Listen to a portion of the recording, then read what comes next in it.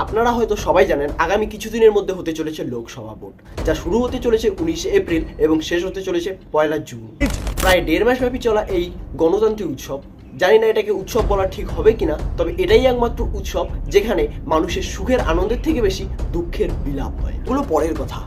এই ভোট চলার কারণে স্কুল কলেজ বন্ধ থাকায় ছাত্রছাত্রীদের যে কতটা অসুবিধা হচ্ছে সেটা একমাত্র ছাত্রছাত্রীরাই জানে। তবে তাতে কার কি এসে যায় বলুন? যাদের এসে যায় তাতে কারো কাম নেই।